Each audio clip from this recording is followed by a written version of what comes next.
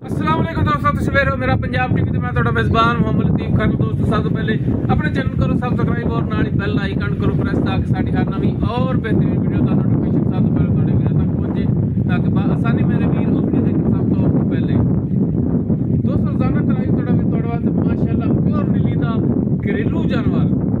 बड़े दोस्त कहंदे ने कि यार किसी व्यापारी तो जानवर नहीं लेना, कोई घरेलू जानवर होवे। अज जिहड़ी मझ प्योर नीली दा ब्रांड और डोगर बरादरी का तो माशाअल्लाह वीर जानते हैं कि जोड़े डोगर बरादरी ने रकबे वाले ने और अपना ही मान रखते हैं और अच्छे तो अच्छा जानवर रखते हैं। अज जनाब घरेलू मझ 12 दूजा सुने सून लै जाए 5-7 दिन। बाकी मजीद तसलियां वीरां नूं कराने। लोकेशन साडी तहसील आनेवाला जिला पाकपतन शरीफ है। तो जनाब कराओ भाई दी तसलियां जी। दोस्तों मुकम्मल चोटी का कद वीरां दे सामने कैमरे की नज़र है, वीर देख सकते हैं। माशाअल्लाह तुन्नी कोली का नामो निशान कोई बिल्कुल प्लेन पेट सुमन वाली है। दूजा वारा सुना है और माशाअल्लाह चौड़ा पुट्ठा एक हड्डी दे विच और माशाअल्लाह थब्बियां विच लिबास बिल्कुल बरीक पुछल।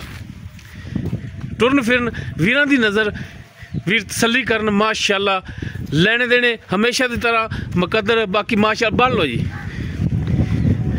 माशाअल्लाह जानवर अच्छे तो अच्छा लैके हाजिर हुई। बिल्कुल कालियां स्याखां, मत्थे ते छोटी जी फुल्ली सफेद और थान माशाअल्लाह वीर चेक करन, कला कला थान पूरियां विरलां ते पूरी लोकेशन ते माशाअल्लाह जी।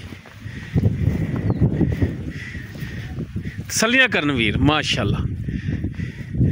लो जी मुकम्मल चोटी वीरां दी नज़रां दे सामने। बाकी इहदी डिटेल वो मालका तो लेना जी। सरदार साहब आओ। हाँ जी सरदार साहब मझ जी। सरदार साहब मझ अपनी घरेलू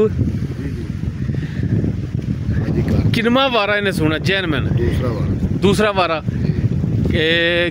इन्हें लै जाए कि दिन 5-7 दिन 5-7 दिन कट दी है। थड़ा दी पिछे दी गारंटी अपनी? हाँ जी गारंटी।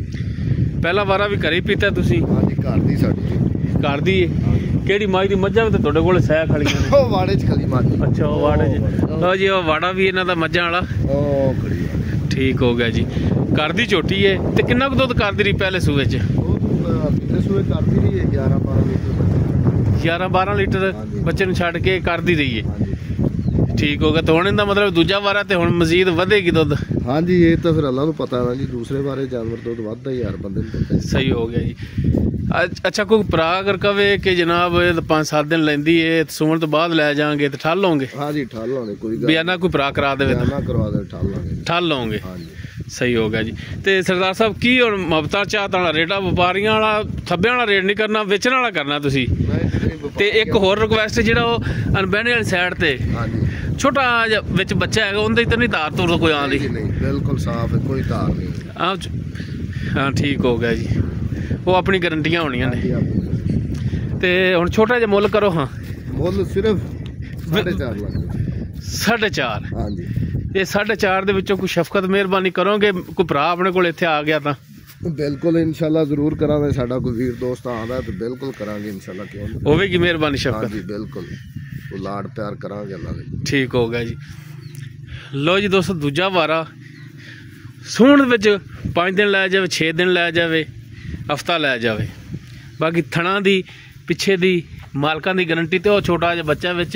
लेकिन सरदार साहब कहंदे ने कि कोई इहदी तार नहीं आंदी। बाकी वो वीरां दे अगे ही आ जानी है। फाइनल च रेट कीता 4.5। बाकी इंशाल्लाह भरावां नाल शफकत मेहरबानी मजीद होवेगी। अगर किसी वीर के दोस्त के मझ पसंद आवे वीर नंबर पर रब्ता कर सकता है 0321 57 29 251 व्हाट्सएप कॉल नंबर है। वीडियो अगर वीर पसंद आवे लाइक शेयर और कॉमेंट सैक्शन अपनी बेहतरीन राय नाल आगाह जरूर करें जी। इस दे नाल ही अपने मेज़बान मोहम्मद लतीफ खरल दो इजाज़त। इंशाल्लाह मिलांगे एक नवी और बेहतरीन वीडियो नाल। अल्लाह हाफिज़।